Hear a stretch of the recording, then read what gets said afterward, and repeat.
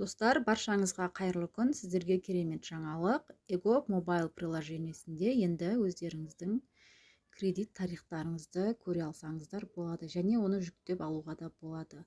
Ол үшін EGOV мобайл приложениесіне кіреміз. Осы жерде кіру тіркелу батырмасын басып, авторизациядан өтесіздер.